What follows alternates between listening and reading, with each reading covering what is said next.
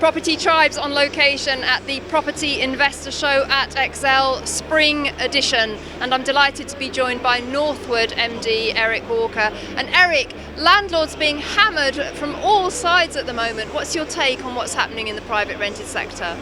Well, I don't think it's the bigger challenge as people think. Property is the best investment we've had in certainly the last 50 years. The big shock for landlords was the 3% extra on stamp duty. It still gives them another 3 or 4% capital growth in year one, 6% in year two and onwards. So bear in mind also that 3% can be offset against your capital gains tax when you sell the property. So I don't think there's a better investment out there, and we will adapt. Indeed, it's kind of like the new normal, isn't it? In 10 years' time, we'll look back and we won't really see this. That's absolutely right. I think people will forget about it. It was rather like the residential sales market way back in the late 80s, early 90s, where we had high interest rates, we had MIRAS stamped out. It adapted. And, what do you think the government's kind of agenda is behind all these new regimes for landlords? Do you see that they're looking to professionalise landlords and bring in the institutional investors? I think institutional investors have always underinvested in residential property. The government's agenda, frankly, is to win votes. A huge number of the public resent landlords, they resent letting agents, they perceive landlords as being the wealthy people.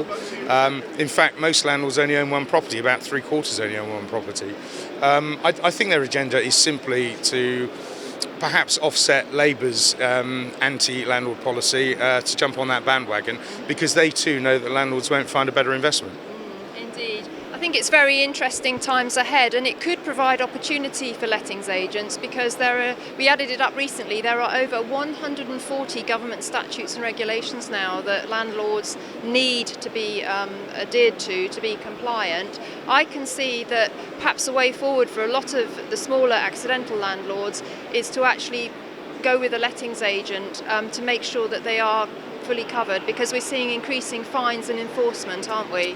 Absolutely. We're not seeing enough enforcement, may I say. Enforcement is the one thing that's lacking. If you want to regulate the business, enforce the existing rules. Let's not worry about the next bit. I see too many agents flouting them. But from a landlord's perspective, yeah, it's onerous. Over 140 bits of legislation. Come and see us. We can take away that burden from you. It's what we're good at. I have a compliance team who spend their days researching new rules, regulations and laws, and I can say that the network is 100% compliant. So just really, you're very confident that that property is going to remain a good investment going forwards, and that, hopefully, we don't know what government's got in store for landlords, but I think really it's going to be the educated and professional landlord that survives.